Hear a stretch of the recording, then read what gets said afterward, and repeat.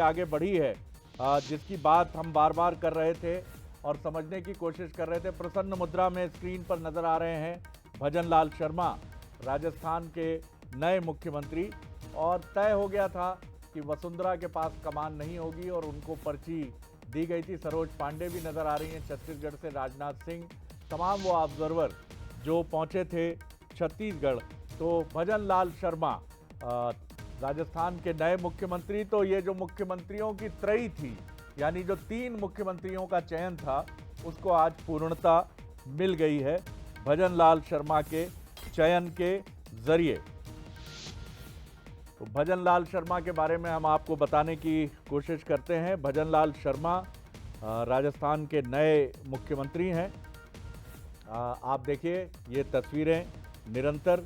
और भजन लाल शर्मा की अगर हम बात करें तो जैसा हम आपसे जिक्र कर रहे थे कि 60 वर्ष के आसपास का जो क्लब है उसी क्लब से आते हैं।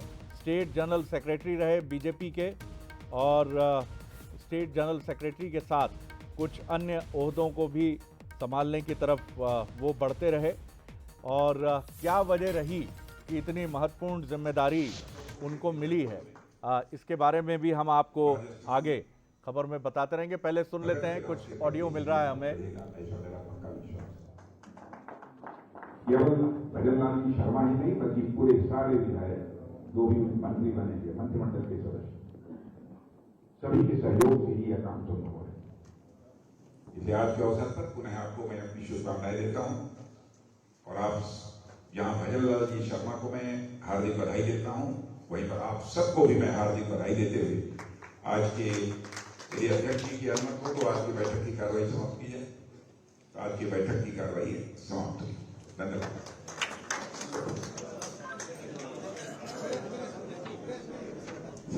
अभी सभी बैठिए।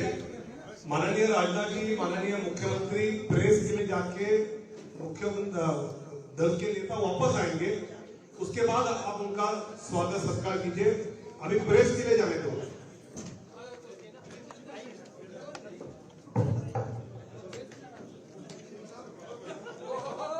है जैसा हम आपसे बार बार जिक्र कर रहे थे, 59 ईयर्स ओल्ड हैं छत्तीसगढ़ के मुख्यमंत्री।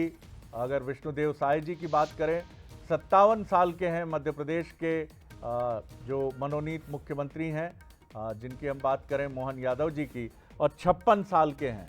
तो ये भी आप देखिए, राजस्थान जो बीजेपी की इकाई है भारतीय जनता पार्टी की, उसके महामंत्री हैं। जी हाँ, सांगानेर जो है वहां से ये विधायक हैं।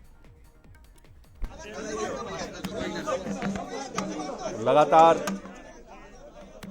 फूलों के साथ बधाई।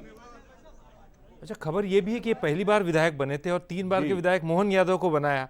तो लगातार जो आप शरद जी कह रहे थे कि एक नई पीढ़ी को मैं लगातार इनके बारे में ढूंढ रहा हूं, लेकिन बहुत ज्यादा जानकारी अगर आप इंटरनेट पर देखते हैं तो भजन लाल शर्मा जी के बारे में नहीं मिल रही है, जो ये बताता है कि भारतीय जनता पार्टी अब इस फेर में नहीं है कि बड़े चेहरे जिनका बायोडाटा बहुत बड़ा हो, जिनका प्रोफाइल बहुत बड़ा हो, जिनसे पूरा देश वाकिफ हो, जैसे वसुंधरा राजे हैं या छत्तीसगढ़ में डॉक्टर रमन सिंह और मध्य प्रदेश में शिवराज जी हैं।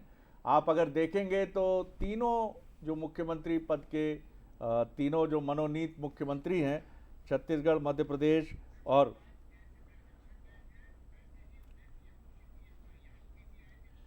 तो यही सबसे महत्वपूर्ण बात है कि पहली बार के फर्स्ट टाइमर हैं। तीसरी पंक्ति में ये भी वहाँ बैठे थे।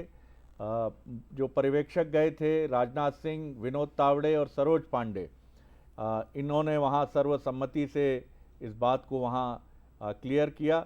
और राजस्थान में भी मध्य प्रदेश की तरह चेहरा घोषित नहीं किया था अगर भारतीय जनता पार्टी की बात करें, बल्कि तीनों राज्यों में आप कह सकते हैं कि छत्तीसगढ़ में भी कोई चेहरा पार्टी का नहीं था।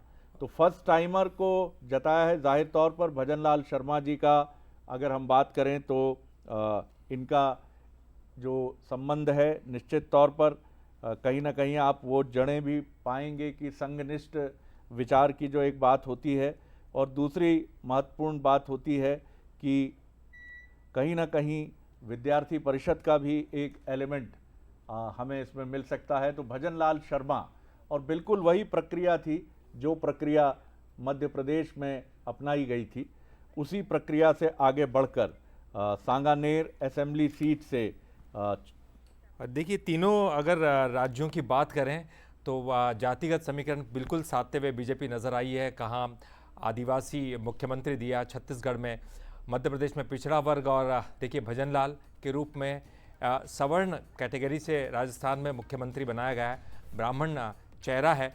तो कहीं ना कहीं बीजेपी अपनी तरफ से पूरी तरह से तैयार है 2024 के लिए, और कहीं भी ये दिखाई नहीं दिया कि जो पुराने हैं कद्दावर नेता है उनका कहीं भी विरोध सामने आया हो। यहाँ लग रहा था शरद जी की वसुंधरा राजे सिंधिया यहाँ कुछ थोड़ा गड़बड़ हो सकती है, लेकिन उनको भी मना लिया गया। और जैसे कि कहा गया है कि राजनाथ सिंह को खास तौर पर भेजा गया, जो कि उनके समकालीन उस वक्त के थे, अटल बिहारी वाजपेयी और वो तमाम लोग जो साथ में थे, जसवंत सिंह, और ये कहते थे कि ग्रुप के रूप में रहते थे। हालांकि जसवंत सिंह से उनके संबंध खराब हो गए वसुंधरा जी के, लेकिन बाद में अगर हम देखें तो राजनाथ सिंह ने कहीं ना कहीं उनको मना लिया। बिल्कुल, और मैं फिर देख रहा हूँ, ढूंढ रहा हूँ भजन लाल जी के बारे में। सांगानेर से विधायक हैं, मूल रूप से भरतपुर के रहने वाले हैं, लंबे समय से संगठन में कार्यरत हैं, यानी जाहिर तौर पर संघनिष्ठ सोच और कहीं ना कहीं संघ से जुड़े हुए आनुषांगिक संगठनों से इनका लंबा, और इनको जो लाया गया है, पहली बार सांगानेर एक बड़ी बीजेपी के लिए सुरक्षित सीट मानी जाती है, तो यानी योजनाबद्ध तरीके से इनको चुनाव लड़ाया गया। और वहाँ से जो मौजूदा विधायक थे अशोक लाहोटी बीजेपी के, उनका टिकट काट कर भजन लाल शर्मा को सांगानेर से टिकट दिया गया, और 48,000 वोटों से इन्होंने कांग्रेस के पुष्पेंद्र भारद्वाज को हराया, करीब करीब 48,000 वोटों से। तो ये काफ़ी महत्वपूर्ण बात है, यानी योजना पहले ही बन गई थी, ये पहले ही तैयारी हो गई थी कि भजन लाल जी को बनाया जाएगा। हरियाणा से भी एक भजन लाल जी आते थे, बड़े चर्चित मुख्यमंत्री रहे हैं भजन लाल, लेकिन ये भजन लाल शर्मा हैं। और निश्चित तौर पर जो बात ललित कह रहे थे कि तीनों राज्यों के साथ जातिगत समीकरणों की दृष्टि से 3 संदेश हैं, राजस्थान में ब्राह्मण, छत्तीसगढ़ में आदिवासी और मध्य प्रदेश में ओबीसी। देखिए क्या बात है, बहुत अच्छा सा एक गणित निकल कर सामने आ रहा है। कहते हैं कि सनातन धर्म ये बीजेपी के लिए बहुत मुफीद है। और देखिए यहाँ पर एक तरफ विष्णु है, एक तरफ मोहन है, और देखिए सब प्रभु नाम का भजन कर रहे हैं अब राजस्थान में जाकर। तो ये कितना ज़बरदस्त तालमेल देखा गया है नामों के साथ। बिल्कुल ठीक बात है, और तीनों ऐसे मुख्यमंत्री हैं जिन्हें आप कह सकते हैं कि न्यू ईरा ऑफ बीजेपी, यानी नई बीजेपी जो है, जिसको आप कह सकते हैं कि जिसका प्रतिनिधित्व करते हैं प्रधानमंत्री नरेंद्र मोदी, अमित शाह जी, उस बीजेपी के चेहरे हैं ये तीनों ललित जी। ये न्यू ईरा ऑफ बीजेपी के चेहरे हैं, क्योंकि इसके पहले के जो चेहरे हैं वो कहीं ना कहीं जुड़ते रहे हैं वरिष्ठ नेताओं से, उनके साहचर्य में काम किया है। और मोदी जी या अमित शाह जी, शिवराज जी, कैलाश विजयवर्गीय जी, ये जो पीढ़ी थी, शर्मा का नाम प्रस्तावित किया गया और सर्वसम्मत से सभी ने इनका समर्थन किया है। और विशेष रूप से इनके नाम का समर्थन प्रारंभ में जिन लोगों ने किया, श्री किरोड़ी लाल जी मीणा, श्री वासुदेव जी देवनानी, श्री मदन दिलावर, श्री जवाहर वेडम जी और श्री जाबर सिंह जी, इन सब सारे लोगों ने, और इसके अतिरिक्त पूरे सदन ने श्री भजन लाल जी शर्मा के नाम का समर्थन हुआ। इसलिए मैंने घोषणा की कि श्री भजन लाल जी शर्मा राजस्थान भारतीय जनता पार्टी विधायक दल के सर्वसम्मत नेता निर्वाचित हुए। और मैं आश्वस्त हूं कि श्री भजन लाल जी शर्मा के नेतृत्व में यह राजस्थान तेजी के साथ प्रगति के पथ पर आगे बढ़ेगा। सभी कार्यकर्ताओं ने श्री भजन लाल जी शर्मा को अपनी हार्दिक बधाई दी है। और इसके अतिरिक्त मैं आपको जानकारी देना चाहता हूं, भजन लाल जी शर्मा जी से भी बातचीत हुई है। 2 उप मुख्यमंत्री होंगे, श्रीमती दिया सिंह और दूसरे श्री प्रेमचंद बैरवा। और यह भी भारतीय जनता पार्टी की तरफ से प्रस्तावित है कि वासुदेव जी देवनानी यह स्पीकर होंगे। बस मैं पुनः एक बार भजन लाल जी शर्मा को हार्दिक बधाई देता हूं और यहीं पर प्रेस वार्ता को समाप्त करता हूं। आइए भजन लाल जी।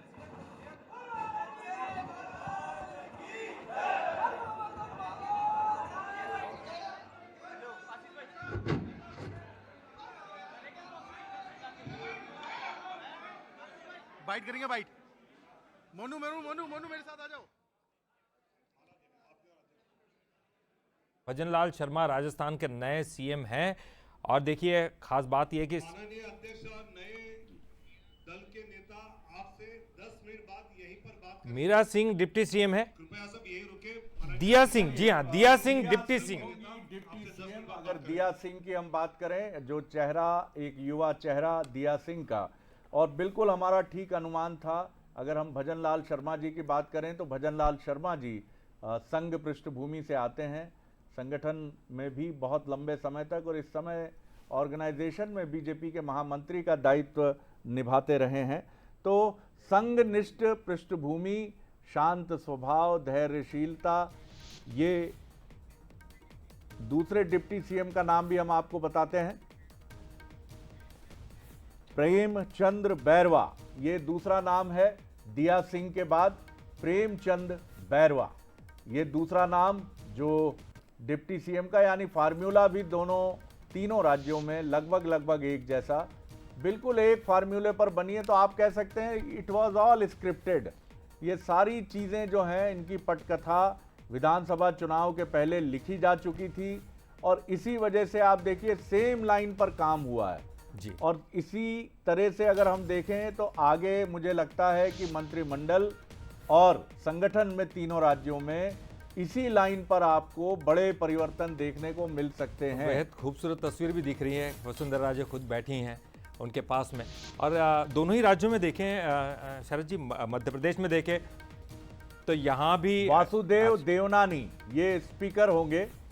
तो वासुदेव देवनानी ये सीनियर लीडर हो सकते हैं। जैसे मध्य प्रदेश और छत्तीसगढ़ में हमने देखा कि वहाँ डॉक्टर रमन सिंह का नाम है, मध्य प्रदेश में नरेंद्र सिंह तोमर जी का नाम है, और वहाँ वासुदेव देवनानी जो हैं दिया Kumari Singh deputy chief minister होंगी, और इसी के साथ बैरवा जी जो हैं, जी प्रेमचंद्र बैरवा, ये भी डिप्टी सीएम होंगे, और वासुदेव देवनानी स्पीकर होंगे। और कितना अच्छी तरह से सबको संतुलित करते हुए चले हैं, और सबको समझाइश दी गई होगी, क्योंकि यहाँ भी मुख्यमंत्री शिवराज सिंह चौहान ने नाम का प्रस्ताव दिया, वहाँ भी वसुंधरा राजे। सुन लेते हैं कुछ ललित, फिर अपन बातचीत की तरफ हम लौटते हैं।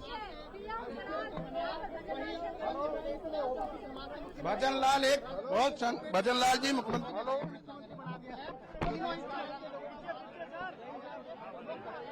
भी पृष्ठभूमि आरएसएस और अखिल भारतीय विद्यार्थी परिषद की रही है। मतलब दोनों ही जगह आरएसएस जी हाँ के, तो ये बिल्कुल साफ बात है।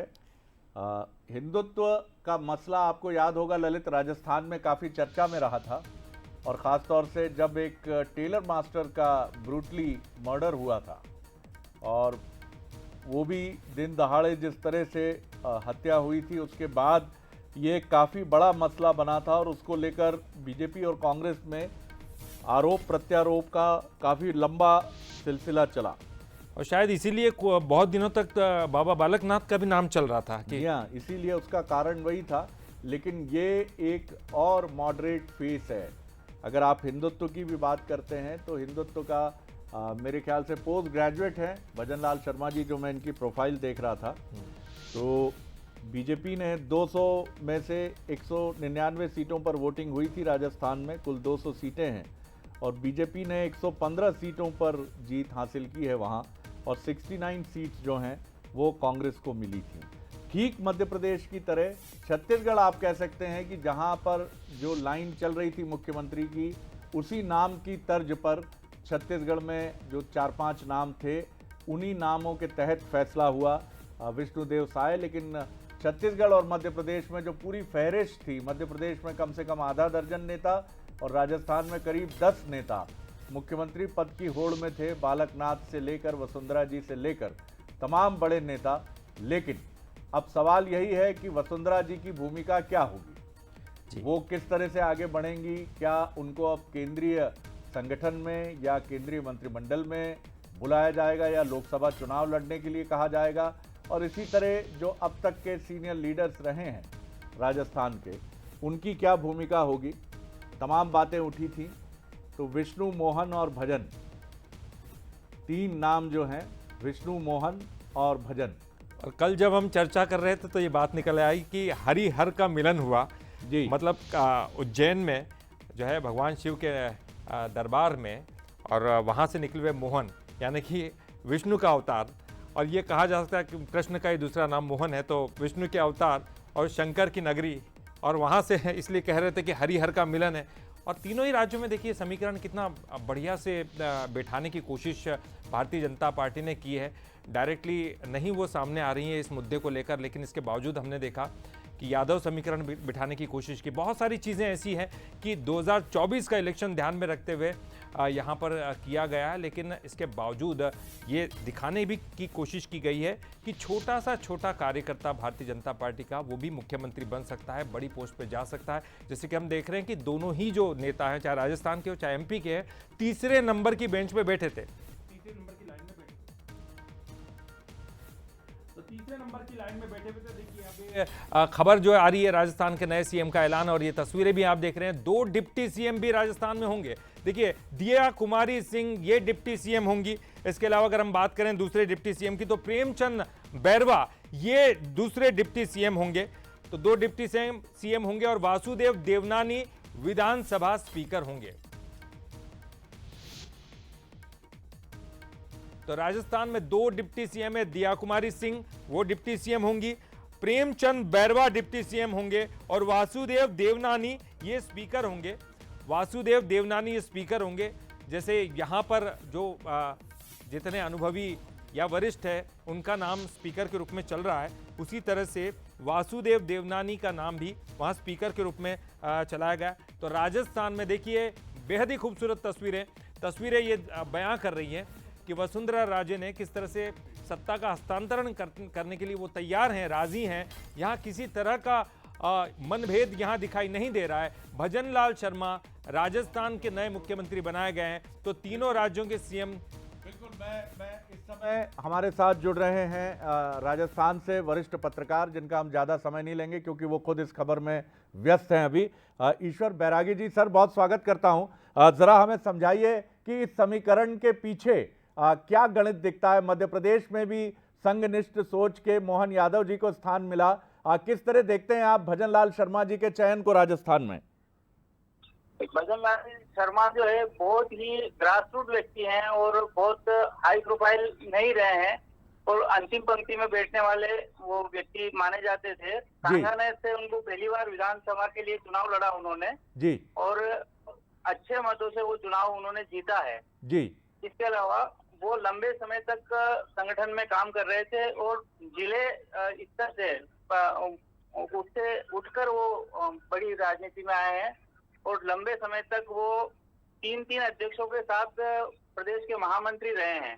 वसुंधरा जी के साथ में भी वो प्रदेश के महामंत्री थे, इसके पहले भी वो, अभी वर्तमान में भी वो प्रदेश के महामंत्री थे जी, और मूलतः भरतपुर के रहने वाले हैं जी, और संघनिष्ठ उनकी छवि है जी। तो जैसा मध्य प्रदेश और छत्तीसगढ़ में जो देखने को मिला है, वैसा ही राजस्थान में भी एक सरप्राइज नाम जैसे मिला है, और किसी को ये अनुमान ही नहीं था कि भजन लाल शर्मा भी राजस्थान के मुख्यमंत्री होंगे, क्योंकि पहली बार ही ये विधानसभा का चुनाव जीते हैं, पहली बार के विधायक है जी। जी जी, आखिरी प्रश्न कर रहा हूं आपसे। अब बड़े नेताओं का समायोजन, खासतौर से वसुंधरा जी को आप किस भूमिका में देखते हैं, या केंद्रीय संगठन या केंद्रीय मंत्रिमंडल या राजस्थान में ही? जी, वसुंधरा जी को लेके और लंबे समय तक कयास लगाए जा रहे थे, और उनके समर्थक जिस प्रकार से जो उनके यहाँ शक्ति प्रदर्शन करने का जो प्रयास कर रहे थे, या उसको उस रूप में देखा जा रहा था कि उनके यहाँ लगातार विधायकों का मिलने के लिए जाना और मीडिया का जमावड़ा, और उससे लग रहा था कि राजस्थान में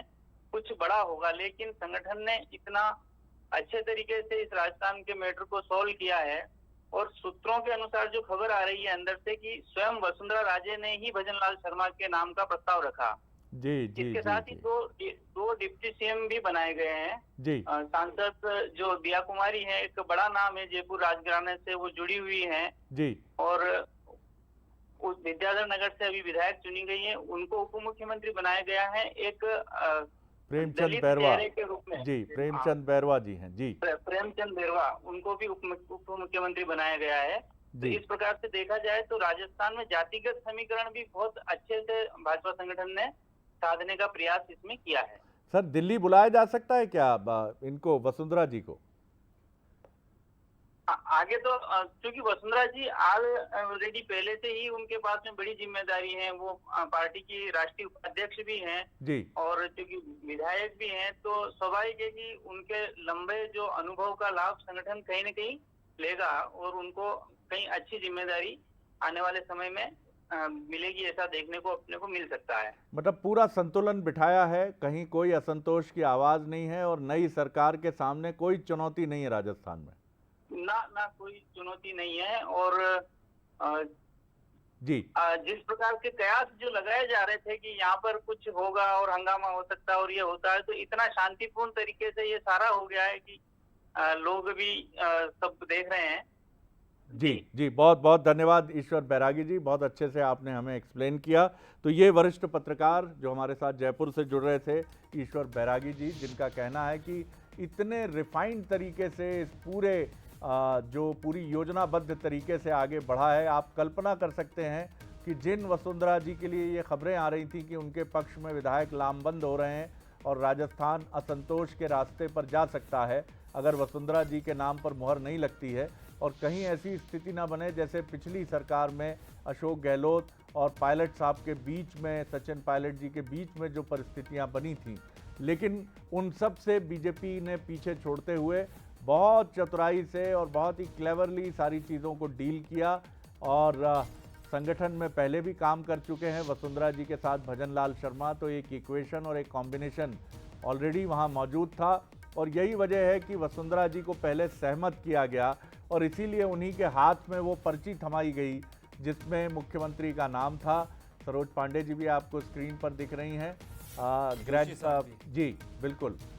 तो इनकी प्रोफाइल भी आप देखिएगा कि पोस्ट ग्रेजुएट हैं।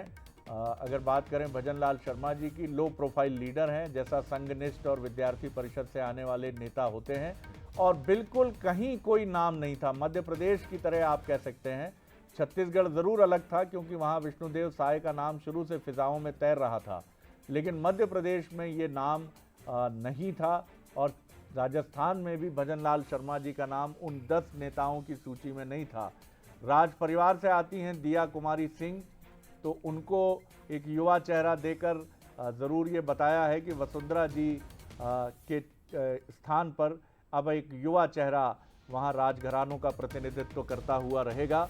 और इसी के साथ एक और प्रेमचंद्र बैरवा जो डिप्टी सीएम बनाए गए हैं, तो मुझे लगता है कि जातिगत समीकरणों को भी इस तरह से मुख्यमंत्री और 2 उप मुख्यमंत्री के फार्मूले से, और वासुदेव जी जो अध्यक्ष होंगे विधानसभा, वो संभवतः मारवाड़ी या सिंधी समुदाय से आते हैं, तो वो भी एक इक्वेशन जो है बहुत बेहतर तरीके से, और चेहरे से ही विनम्रता की एक झलक आप देख सकते हैं भजन लाल शर्मा जी के चेहरे पर। तो वो जो जिसको आप कहते हैं कि सीएम ट्रॉय, मुख्यमंत्रियों की त्रयी जो थी, मनोनीत मुख्यमंत्रियों की, उसको भारतीय जनता पार्टी ने बहुत कुशलता से केंद्रीय नेतृत्व के मार्गदर्शन में पूरा किया है। कहीं से कोई भी स्वर वरिष्ठ नेताओं का विरोध का नहीं आया है। और बीजेपी ने इस बात का ध्यान रखा है, हम तमाम जो लोग हैं, पत्रकार भी हों, सब गूगल सर्च करते हैं, लेकिन गूगल इस बार सर्च कर रहा होगा कि मुख्यमंत्री कौन है। बिल्कुल आप सही कह रहे हैं कि गूगल भी सर्च कर रहा होगा कि आखिर क्योंकि भजन लाल शर्मा जी के बारे में जब मैं भी ढूंढ रहा था तो एनआई पर क्या कह रहे हैं। सर आपका भी नाम सामने आ रहा था कि आप भी मुख्यमंत्री। मैं तो नहीं बना ना। इस तरह से डॉक्टर साहब, इस तरह से सर अब वोट सेरेमनी कब होगी सर? कुछ पता है वोट सेरेमनी कब होगी? वोट सेरेमनी कब होने वाली है? शपथ ग्रहण कब होने वाला है? डॉक्टर साहब, जिस तरह से छत्तीसगढ़ में आदिवासी समाज को लेकर के मुख्यमंत्री बनाया, वही मध्य प्रदेश में ओबीसी से बना दिया, राजस्थान में सामान्य वर्ग से बना दिया। इस वक्त हमारे साथ डॉक्टर डॉक्टर साहब, आप देखिए पूर्वी राजस्थान से मुख्यमंत्री मिला है भजनलाल शर्मा, पूर्वी राजस्थान चाहता है, आप भी वहीं से हैं। जो अब तो ऐसा लग देखो, रहा है हम कोई क्षेत्रवाद नहीं फैलाना चाहते, लेकिन मेरे को ज्यादा खुशी इस बात की है कि मैं भी वहाँ का रहने वाला हूँ और एक अनुभवी व्यक्ति को, जो 3 बार हमारे पार्टी का महामंत्री रहा, जिसने पूरे राजस्थान को घुमा हुआ है, वो मुख्यमंत्री बन गए। बड़ी खुशी की बात सर, अब सुनने में आ रहा है कि संगठन में उन्होंने 20 साल से काम किया, अब आपको भी जो है मंत्रालय मिलने वाला है। सर, ये बात सही है? नहीं, मेरे को कोई पता नहीं है। मैंने पहले ही कह दिया था, मैं मुख्यमंत्री की लाइन में भी नहीं हूँ और अब कह के जा रहा हूँ मंत्री की लाइन में भी नहीं हूँ। आपके नाम की चर्चा बहुत है, आप disappointed मेरे नाम में चर्चा ज्यादा चलती है, मेरे नाम की चर्चा ही चर्चा चलती रहती है। देखिए, लेकिन क्या ये दिखावे की खुशी तो नहीं है? नहीं, दिखावे आप देख सकते हो, ये दिखावे की खुशी है क्या? ये तो अंतर्मन से खुशी निकल रही है। किरोड़ी लाल मीणा है हमारे साथ में। डॉक्टर साहब, एक मिनट साइड में। डॉक्टर साहब, जो है वो मुख्यमंत्री मिल गया है राजस्थान को। बिल्कुल मिल गया। तो अब आप देखिए अगला कदम क्या होगा, कब मंत्रालय बन जाएगा? वो मैं नहीं बता सकता, राजनाथ सिंह जी या पर्यवेक्षक बता सकते हैं। मैं तो वही बता सकता था कि एक सरप्राइज मिलेगा राजस्थान को, जो सरप्राइज मिल गया। तो आप ये बताइए कि मंत्रिमंडल में कौन से, लेकिन एक दलित है, एक तरफ ब्राह्मण है और एक तरफ राजपूत है, पूरा जाति को भी साधने का काम किया इस पूरे मामले में? हमारे जाति को साधने की आवश्यकता नहीं। हमारे से सबसे बड़ा चेहरा 36 कौम का नरेंद्र मोदी है, उनके नाम पर हम चुनाव 3 स्टेट में जीते, देश में 2 बार जीत गए, 2024 में जीतेंगे। भ्रष्टाचार पे बहुत मुखर है डॉक्टर साहब, अब भी रहूंगा। पर आप देखिए डॉक्टर साहब, भ्रष्टाचार की लड़ाई अब भी लड़ूंगा। कई मुकदमे ईडी से लेकर कई जगह आपने शिकायत करी थी। और मैं मुख्यमंत्री जी से कहूंगा कार्रवाई की जाए। अब एसीबी आपके पास में होगी, एसीबी आपके पास में होगी। भ्रष्टाचार पे कोई समझौता नहीं होना चाहिए। बाबा, आपकी राय क्या है इस फैसले पर? मैंने आपको कहा था, आपने कहा था, हाँ। मैंने पूरा मीडिया को कहा है कि फैसला सरप्राइजिंग होगा। आपने एबीपी न्यूज से कहा था चौंकाने वाला होगा। सभी को कहा था, मैं चौंकाने, विशेष आपको तो कहा ही था कि दुनिया चौंक जाएगी। जो चौंकने वाला फैसला है। बाबा, आप तो भविष्यवाणी करने लगे, जो आप मैं भविष्य मीणा भी भविष्यवक्ता होते हैं। किरोड़ी लाल मीणा हैं ये, पेशे से चिकित्सक हैं और इनका प्रिय नाम जो है वो बाबा है। पत्रकार भी आप देख सकते हैं क्या क्या सवाल पूछ लेते हैं। पूर्वी राजस्थान के बहुत ही दमदार नेता हैं ये, किसान पृष्ठभूमि से आते हैं।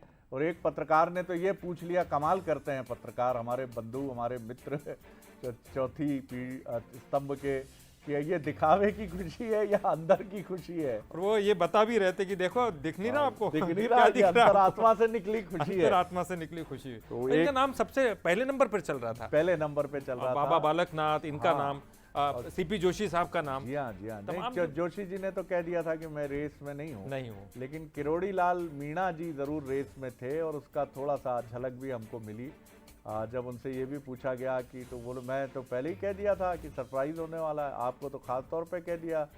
तो जवाब मिला, सांसद के रूप में बहुत सक्रियता से काम कर रही हैं प्रेमचंद बेरवा जी, जो लगातार दलित हितों की रक्षा के लिए और उस क्षेत्र के विकास के लिए हमेशा से काम कर रहे हैं। आदरणीय वासुदेव देवना जी, जो बहुत ही वरिष्ठ नेता है हमारे और लगातार उस क्षेत्र से विजयश्री प्राप्त करते हैं। ये विधानसभा के अध्यक्ष के रूप में पूरे सदन का मार्गदर्शन करेंगे। मैं पुनः श्री भजनलाल शर्मा जी को, वासुदेव देवनानी जी को, आदरणीय दिया जी को, प्रेमचंद बेरवा जी को, पूरे राजस्थान की इकाई की ओर से बहुत बहुत बधाई और शुभकामना देता हूं।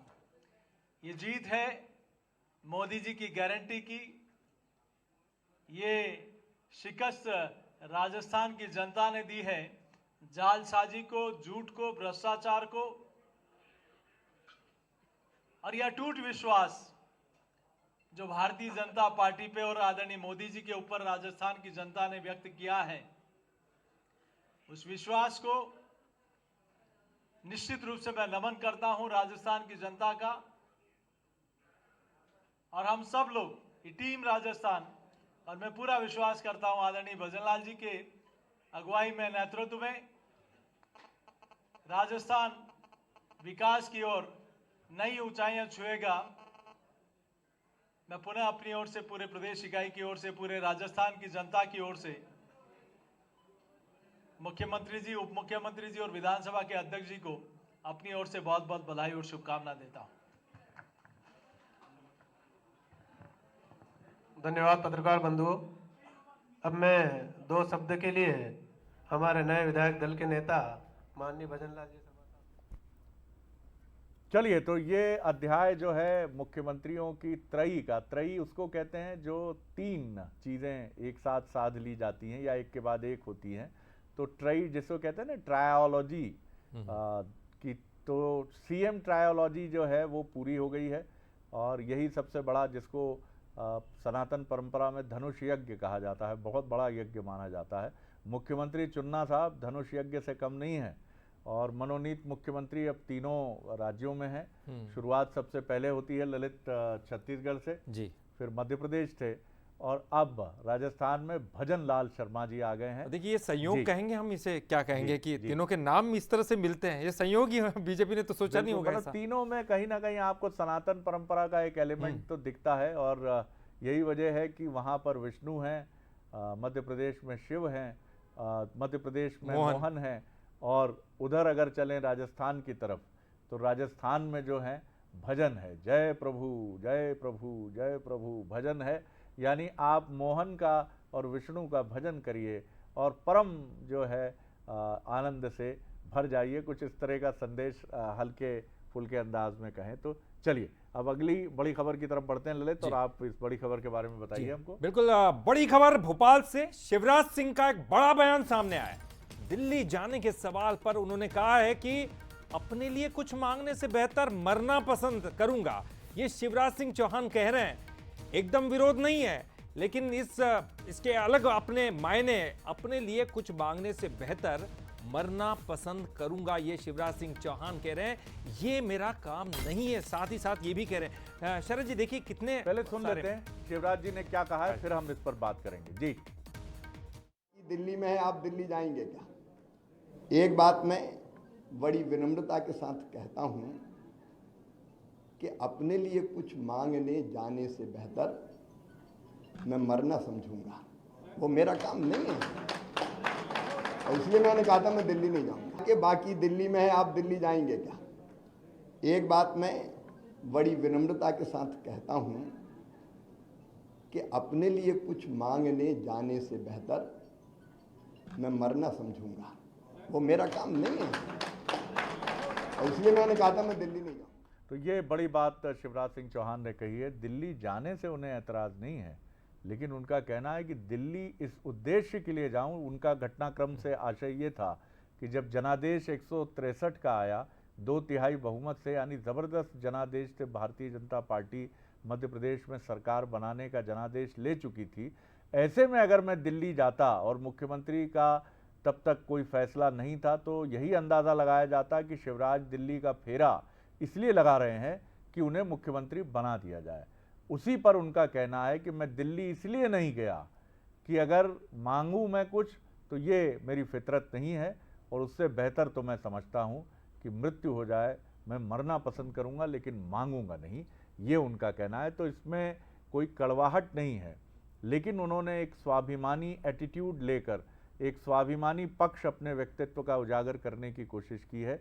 इसको कन्फ्रंटेशनिस्ट नहीं कह सकते हैं, ये कोई उन्होंने किसी को चुनौती नहीं दी है, लेकिन ये संदेश जरूर दिया है कि मैं मांगूंगा नहीं, भले ही मर जाऊं। ललित, ये उससे भी साबित होता है क्योंकि उन्होंने खासतौर पर प्रस्ताव पेश किया था, उन्होंने प्रस्ताव पेश किया नए मुख्यमंत्री का, और जी बिल्कुल, और प्रेस कॉन्फ्रेंस से पहले जो है उन्होंने लाडली बहनों से बात की, किस तरह से भावुक हुए। देखिए ये भी एक उनका एक अलग चेहरा सामने दिखता है। आप सबके चाहते हो, और बहन के हर मध्य प्रदेश में एक एक बहन के चाहते हो आप। हम आपको नहीं छोड़ेंगे। मैं भी कहाँ जा रहा हूँ, मैं भी नहीं छोड़ूंगा। आपको नहीं छोड़ेंगे।